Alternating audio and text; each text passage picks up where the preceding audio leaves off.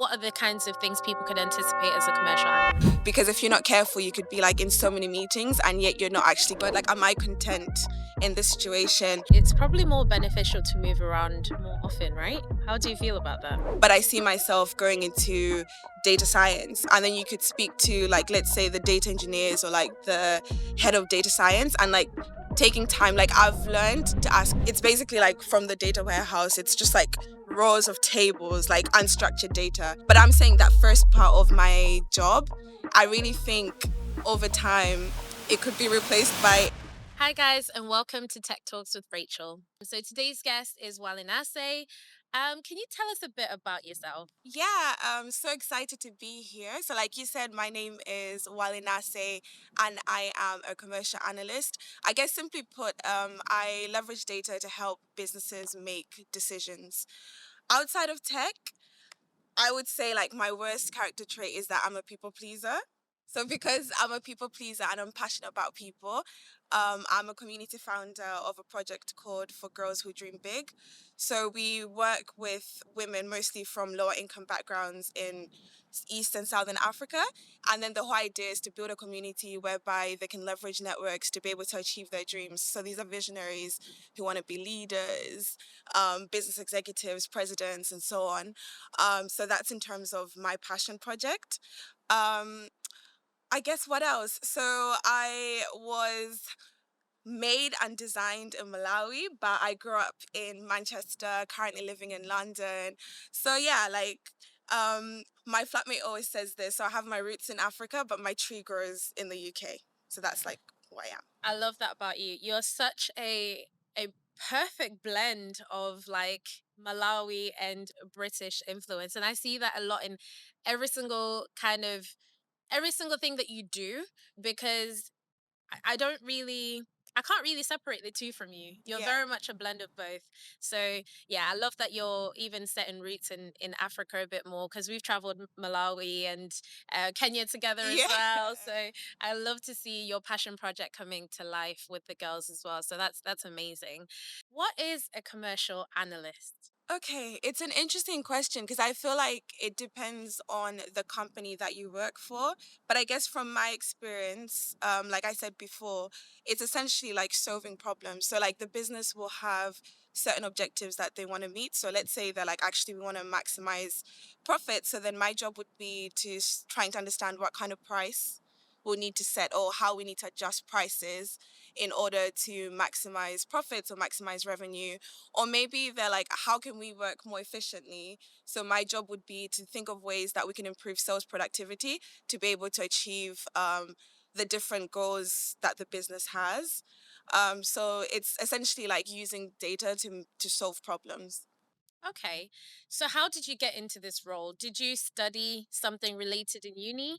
So if you met me when I was back in secondary school, like, I was obsessed with politics. Like, like like I love politics. So in my head, I was like, oh, I'm gonna become, like, I don't know, some kind of An civil MP? servant, maybe an MP. I don't know. So I did my undergraduate in economics and international development. So international development being international politics. So after I finished my undergraduate degree, I was like, you know what, like, I don't want to live in the UK. I want to like spend time abroad. So I spent a year in Malawi.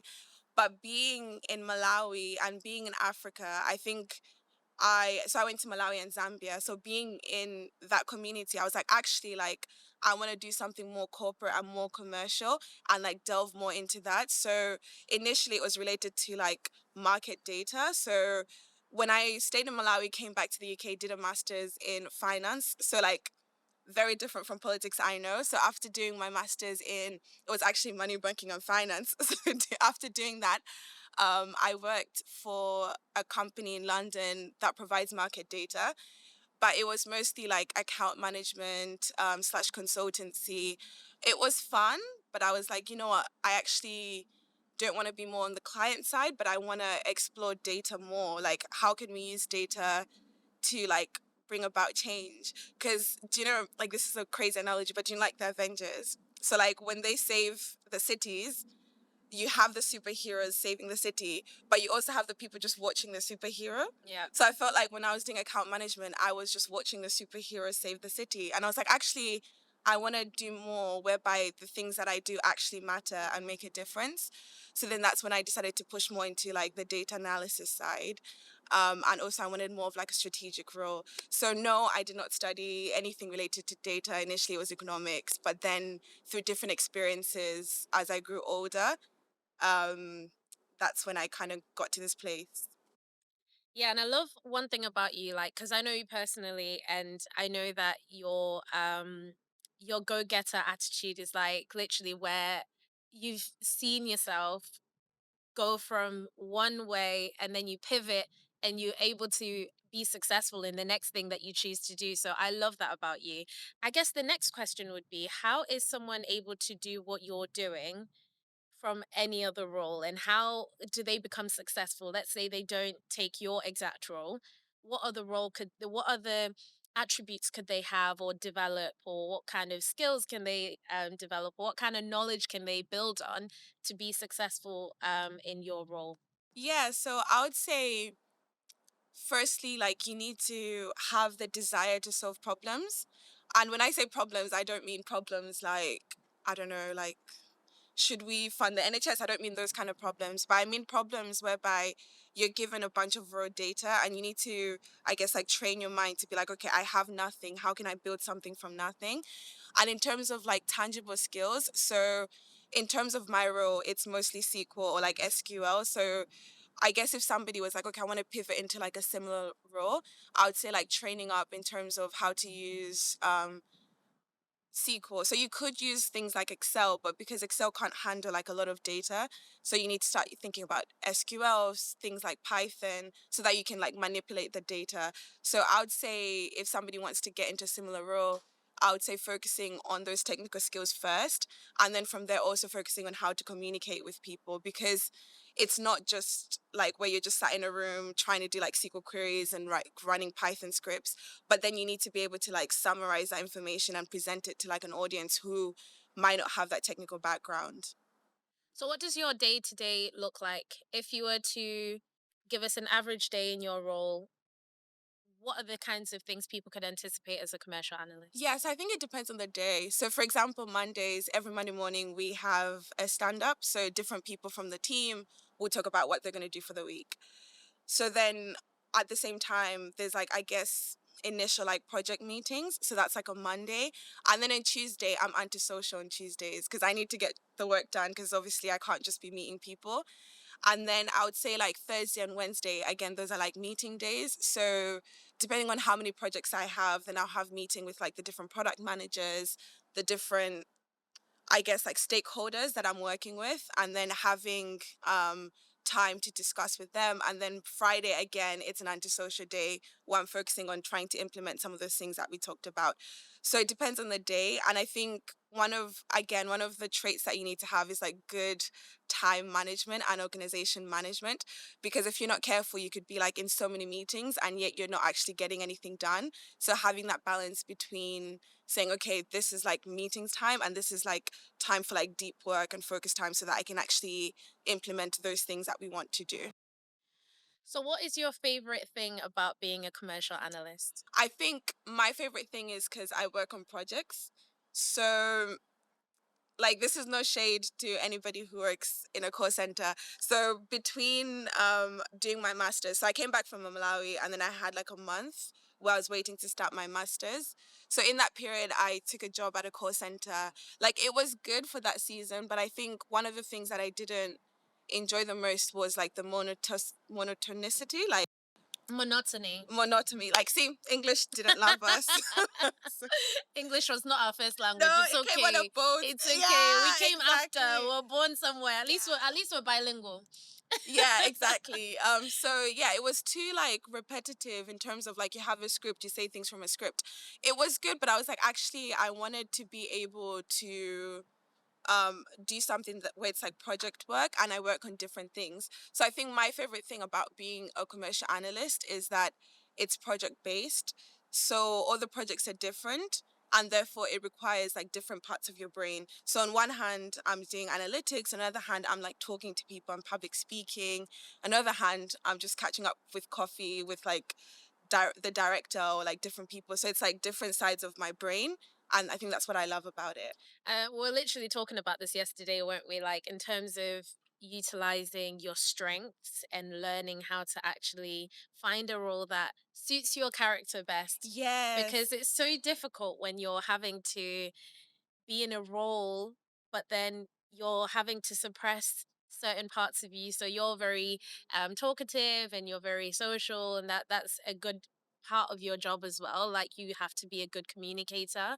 So I guess, how did you find a way of finding those attributes that you have in the job that you're looking for, and how have you navigated to where you are now? Yeah, I think it's mostly trial and error. Like, I don't think I have a specific formula to be like, if you do A plus B, then you find like the perfect job for you. And actually, like, no shade to my job again. Like, I wouldn't say it's the perfect job in itself, but I'm trying to like create it into the job that I want it to be. So I think um in order to like find out, I guess, what you like doing. So for example, my first job, it was a lot of like client management. So I think so I know I said I'm a people pleaser, but I don't think I'm a schmoozer. So I hate the fact that you basically are like promising them things that maybe you can do, but then it will be like really hard. So you're telling customers, yeah, we're gonna do this and this and this, but then in reality, at the back of your mind, you're like, I'm not even sure if we can do that. But then because we don't want to lose this account, we're gonna like overpromise. And I think for me, that was quite like tasking.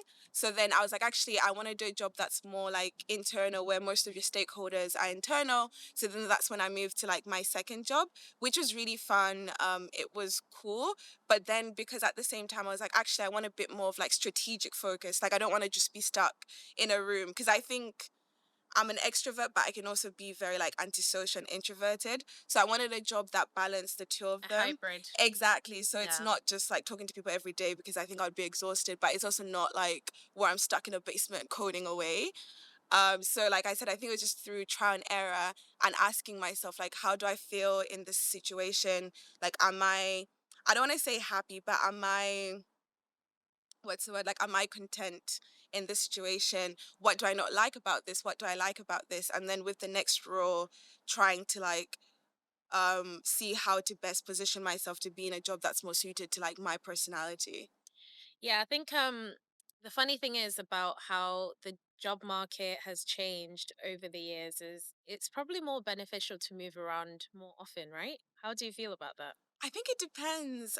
It depends on your skills. Like, if you don't have like marketable skills, maybe it's better to just stay in your Stay, company. yeah. Yeah. But I mean, if you are working on yourself and you are being proactive Yes. like Yeah. yourself, like, I think, because you've changed quite a lot in the past couple of Mm. years and you've been able to find the role that Yeah. works for you. Yeah. If you Yeah. hadn't moved around, would you have found? So so again, I think when I was younger, I think I always thought like, oh, you always have to move around. Not saying, because I would do the same thing all over again, but I also think there's merit in like networking internally. So the order that I'm getting, I'm actually learning that you can talk to people from different departments, and then from those discussions, you can actually even find, let's say you really like the company culture of the company that you work in, you can speak to people and say like, I don't like being, let's say you're in sales, you're like, I hate sales, but I see myself going into data science. And then you could speak to like, let's say the data engineers or like the head of data science, and like taking time. Like, I've learned to ask people for coffee dates. Like, you see your director in the office and you're like, hey, Yeah. do you want to catch coffee? Like, you speak to them and you move around. However, but if you're in a role, you're not learning, they don't want to promote you, you're not growing, then I would say you should move to a different company. Because when you move, firstly, like, in most cases, like, your salary is going to go up, especially if you have the skills. It also means like you're going to be in a different team, you're learning, it's a different company, like, you're developing your character. So I think it's like depends on the situation. So in some instances, it can be very beneficial to stay put, but in other instances, moving allows you to progress like 10 times more. So I don't want to say like a blanket statement. Yeah, I think you're right in that sense. Building those connections and networking the way you're saying is so helpful. And even just trialing it out, I'm so pro work experience. Yes, Before yeah. you decide to go down a route, go and try it out. Like, see if you actually like it before you commit to a whole boot camp. And then you're like, oh, I don't like this. Exactly, yeah. Like so I turned 28. So I'm 28. And I feel like especially if you're in your 20s, I feel like this is the time to like try new things and like expose yourself to like new environments. So like you said, like because you don't know what you like until you do Until that you do thing. it. So Yeah, sometimes if you're just very much like stuck in a corner and be like, oh, this is what I graduated in and this is what I want to do, you will end up shooting yourself in the foot. But then if you're absolutely. like, actually I want to find out more things, even things like speaking to people on the plane, and like let's say you like, for example, when I went to Tanzania this year, like I met like a group of people who work in analytics at Coca-Cola. So it's like even just like speaking to people at the airport and being like, okay, like tell me about your job, and just being curious Yeah. and open to like the world around Yeah. you. I went to the Romanian software testing conference. Oh, Romania. Yeah. Oh, wow. Yeah, Okay. because Yeah. again, I wanted to put myself in spaces I've never been before. Yes. Yeah. So I went there last year, and the amount of people I met from Europe that I was Mm. just like, I never anticipated to meet these people, but it was so eye opening to see, a different space. And then I even went to Switzerland for a testing conference out there. And I was just like, I really just wanted to see, how are people working abroad? Yes. What Yeah. is the market needing now, like around the world, not just in the UK? So having those conversations, and then someone recognized me at the airport when I was heading back to the when I Oh, heading okay. back to the UK. They're like, "Oh, you at the conference?" And then that started off conversations, and I think just the simple fact of people getting to know people. Go Yeah, on. I remember it. So, like, when you came to London, remember we met our Uber driver Yeah, because we're exactly. like, oh, follow us on LinkedIn because he was Exactly. like a software developer. Yeah, Exactly. Like things like that. We're on a night yeah, out, and then the Uber driver's like, so the good thing with me and Juice, we're yeah, very social, mm, and that will take us, so far because we speak to anybody. yeah, We network with yeah, anyone, even yeah, on a night out. exactly. Yeah, I love that. yeah. So, in terms of where the industry is going for your particular space, where do you think it's going to be in the next 5 to 10 years?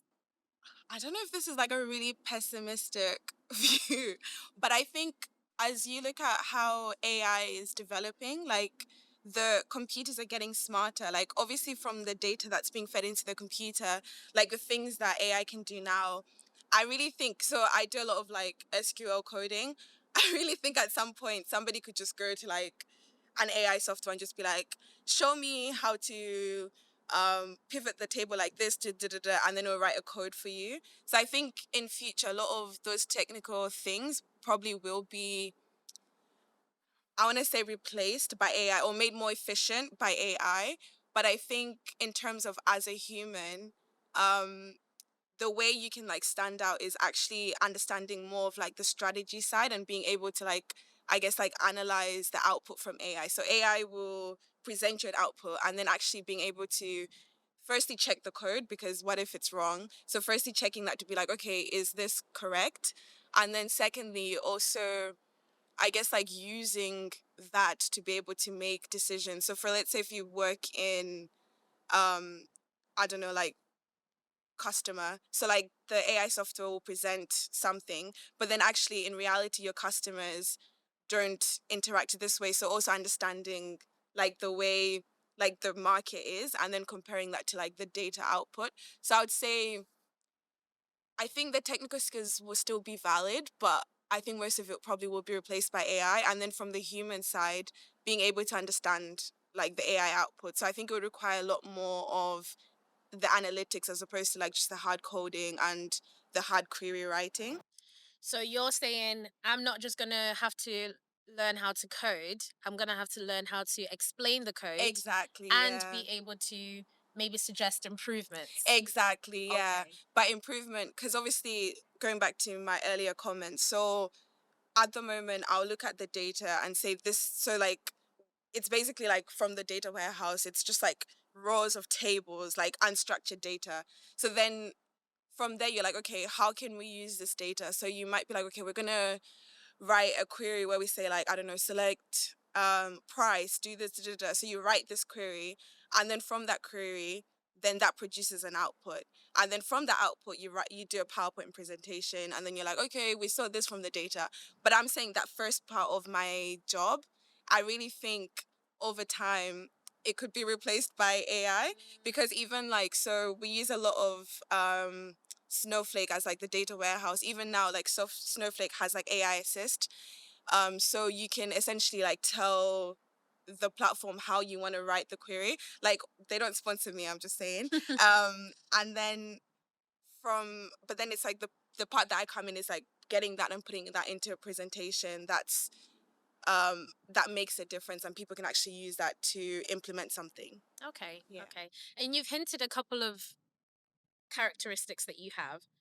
What would you say the certain type of person, because I do believe that there's certain personalities or certain traits of a person that make people successful in a role.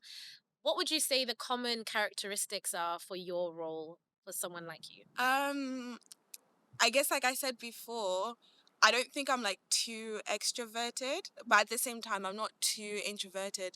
So I'd say if somebody's a bit more on like the introvert side, maybe they might find my role a little bit tasking, because you still do like the analytics, but then at the same time, you have a lot of meetings and you're presenting a lot. So like, it's more like if you have like a balanced personality where you like both things, I think it's a bit more exciting. But if you're just like, I hate people, I don't want to talk to people, then maybe don't do my role, because you're gonna hate it. So I think it's more of understanding yourself and asking yourself like, how do I feel when I'm in this situation? And also looking in terms of not just from like a corporate side, even the way you interact with friends. Like when you meet new people, do I like meeting new people? Do I like talking to new people? And then thinking about how you feel in those environments, and then using that as a way to identify. So I'd say for my role, the characteristics is somebody who likes a bit of both. What about the technical aspect? How technical were you when you first started? Because I remember coming to London once and you were like, I'm learning how to code. Yeah, so I did economics. So in economics, it's a lot. So there's the essay writing side, but you also do econometrics, which is basically statistics. So I guess like the statistical background, and I did maths A level, so it's like I have like the Oh, math so side of you're my brain. mathematical. Are you scientific as well? No, I don't know, because so like when I was younger, I was so bad at maths. So I'm like, And then you went into yes, economics. I think the only maths I like is like statistics and calculus. But I Okay. feel like all these other kinds of maths, like I can't do it. Like when people would just like, I don't know, like back in uni or back in school, like some people would look at like triangles and they'd be like, oh yeah, I get it. Like I was just like, it's just a bunch of triangles. But I think, Or the hexagon or something. yeah, I'm but like, I think like applicable math. okay. So like for example, finance, when you're analyzing stocks, that's statistics. So like that side of maths where it's like you're applying it to something, I like it. So I think economics kind of gave me that foundation, because you're trying to, so even for example with pricing, like the foundations for pricing, it's like supply and demand, and you learn that in economics. So I say in terms of technical skills, I think you should be comfortable with maths. You don't have to be the best at maths, because I'm not. And also like YouTube is a thing, so you can like just like watch videos, like 10-minute videos, and just understand like the high level concepts. And the good thing about work is, I don't know if I should be saying this, but the good thing about work is if you don't understand, you can actually also Google things. Like it's not like an exam where somebody like locks you up in a room and they're like, fix this right now. Like if you don't understand, you can research, you can ask people. So you don't have to be perfect, but I would say having that willingness to improve, because the technical skills are important, like they're a big part of the job as well. And you know what? The funny thing is about working in any industry, I wouldn't even just say tech.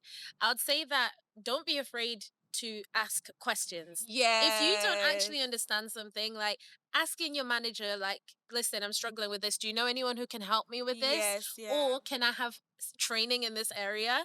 Like, just having that exposure and having that understanding of, like, I need help. And voicing it out and then having the exposure from, I don't know, training or somebody to Yeah. give you that knowledge, you leave that the next day smarter than you came in. Yeah, exactly. And I think also having the self-awareness to know what you know and what you don't know. Because I think the worst thing is when you go into a meeting and then you can just tell that this person's just BSing, like they don't know they don't know what they're talking They don't about. know So I'm anything. like, if you don't know what you're talking about, then actually saying, you know what, after work, I'm gonna spend time to learn. So I don't know if this is also good advice, but I don't think I have a healthy work-life balance. Like I try to, but like if I don't understand something, like I will force myself to learn that thing, and if it means waking up early or like going to bed late, like I will do it because I'm like, actually I want to know what I'm talking about. Yeah. So I think having that curiosity, in addition to like knowing when you don't know, because sometimes some people don't actually know what they don't know, but saying actually I want to understand myself well enough to be able to work on my shortcomings. And also, let's say if you're like a visual person, so I'm a very visual person. So in meetings, if somebody says something to me and it sounds like they're speaking in like, I don't know, like in Arabic, then I'll be like, guys, can you please like can we please like draw it out? So I'll literally like bring up like a page and I'll be like, okay, so you said this, and then I'll be like, so is this like the flow of like the way you want things to be? So like paraphrasing what they're saying and asking as many questions as you can. And like especially when you're young, like people will forgive you because they know that you're also learning and you're still building up your career as well. It's funny you say that about visual. You're a visual person. I'm an audible person. Mm. So most times, thank God for remote working because I just go, do you mind if I record this? Because half the time, Yes. I just want to record it and listen to it 10 times. And I'll be like, I think I know what they're saying. Yes, yeah, exactly. So, what's the best career advice you've ever received? The best career advice I ever received is like it actually makes a difference where you are. So let's say you want to get into tech, you should be in an environment whereby the people are like pursuing the things that you're pursuing. So you're in an industry that's like got high growth potential. So you know, okay, this industry is growing, so you target those industries. This location is growing, you target those industries. So it's even like the way companies set up in places that allow them to maximize more profits. So kind of, I think the best career advice I got was in terms of like location, like finding the right location to build. So let's say you don't live in the UK, but finding like, let's say the big city where you are and going there and being around ambitious people, people who are trying to build, and then using that as a platform to also scale yourself, because it does make a difference to the way you see the world and also the things that you want to do. Have we talked about any challenges that you faced? Going back to like upskilling, so I did economics, that's statistics, but I didn't learn Python or SQL from school. So like last summer I did like, I think it was like a 6 week course where I was just like learning about data science. So I'm not a data scientist, but I was like, actually, if I learn about predictive modeling and all these things, it'll help me do my job better, because then it's not just like as if people are speaking a different language, but I can actually understand like what they do. So I did like a short course in data scientists and then trying to like leverage that for my current job. So yeah, I think I faced challenges mostly from like the technical side, but like I love learning. So then I'm always like, oh, this is a new opportunity to like learn something new. What piece of advice would you give to someone, I guess, starting out their career? Yeah, I would say take time to do research. So for example, when I was like 16, I had no idea what a commercial analyst is or even that it was a thing. So I would say like take time to do research. Like, and this is where also talking to people comes in handy, because there's so many like amazing opportunities, like, and so many like nuanced jobs that you might not even know exist. But actually, if you put yourself out there, and by this I mean like literally like on your laptop, like Google to be like jobs in my industry. So I think the career advice I would give is, if you have access to the internet, like use it, like do as much research as you can. And then when you do the research as well, look at the skills that they're looking for. And then from those skills, start to narrow down the skills you already have, and then start to build up on the skills you don't have. So I'd say earlier on in your career, it's time for building, like laying the foundations. Yeah, and you can only lay the foundations and build if you know what you're building, and you know what you're building when you do research, because you don't know everything in the world, but the internet has a lot of information on it. Yeah, I think even that research aspect is really important because I didn't even know what a commercial analyst was. Like, I know Yes. you've told me so many times, like, oh, I do this, I do that. And I'm like, but what actually is it? And I didn't even know it was actually in the bracket of tech. So Mm.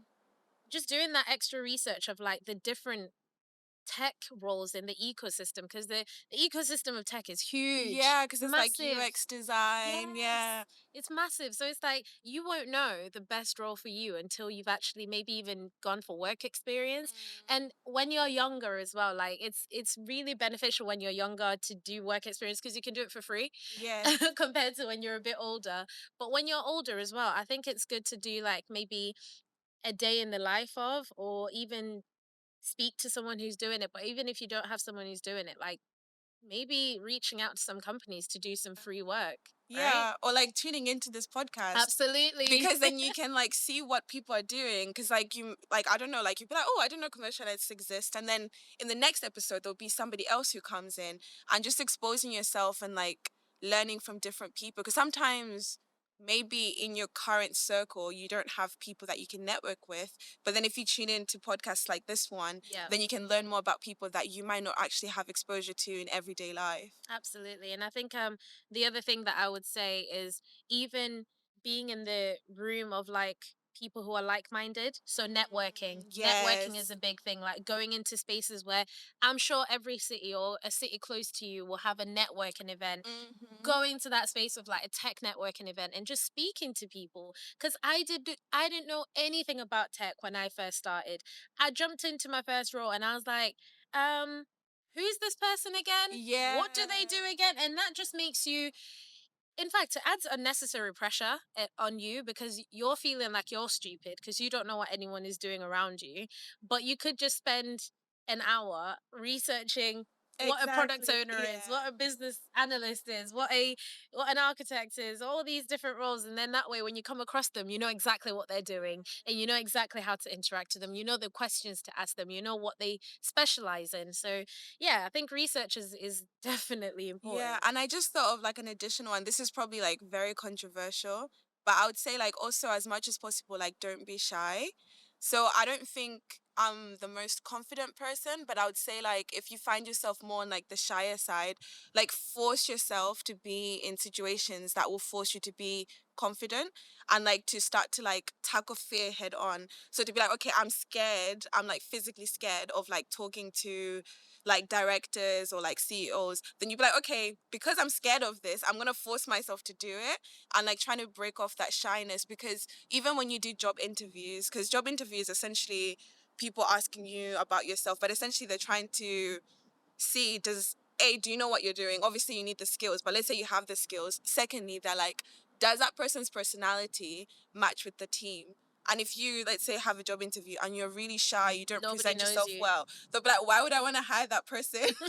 So, like, also just learning how to communicate and talking to different kinds of people. So, like, right now, I work for a German company. So, like, learning how to communicate with people from different cultural backgrounds. So, like, I go to Germany quite a lot. So, like, learning how to speak to people from a different culture background and just like learning to like force yourself to come out of your like your comfort zone. Wow. That is very important Yeah. because I, as a software tester, I've worked with people in India. I've worked with people in Vienna. I've worked with people, like I said, in Romania or like Poland in different places. And it is so important to learn how to interact with different cultures, Yeah. different backgrounds, different ways of communicating. Even like being in Europe when I went to Switzerland, they were like, "Oh, we have to speak English because there's an English person here." Yes. And then Yeah. it gave me a bit of a humbling, if I'm honest. It's like, oh, the world doesn't revolve around England. It Yes. doesn't revolve around my little world. So it's good to have that exposure and be able to see what other people are doing in the tech world, be able to see how you can contribute, how you can learn as well, like from all these different backgrounds. So yeah, that's really Yeah, important. thank Thank you you. so much. Is there anything else you'd like to add that I've not asked you about? Where are you Um, going? What are you doing? What does the future hold? so I have nothing else to add. I think in terms of where the future is going, so right now I'm trying to, I guess, develop myself more in my current role. So like I don't think I'm not planning on switching jobs anytime soon. So it's more like trying to understand where I can add more value to my team and also to the company. And then aside from work, also building this project, like this community that I'm working on, because I really would love to, like, in 5 years, 10 years, to be like, we had like this group of girls, me being one of those girls. We said we were going to do XYZ, and actually we did like 150% of the things that we said we were going to do. So I really, like, really want to work on that. I really want to build that platform, because when I see people being what God wanted them to be, like living their life to the fullest, like, it makes me happy, it gives me joy. So, like, in terms of what's next for me, like I said, like, maximizing my value within my company, and also maximizing my value within this community that I have founded, and also like doing as much as I can for this project as well. All right, thanks, guys. Thank you for joining today's chat with Wali.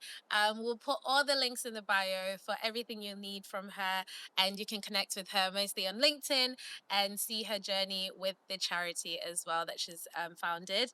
Thank you for joining, Wali. Thank you. Thank you for having me. I had an amazing time. Thank you, Rachel.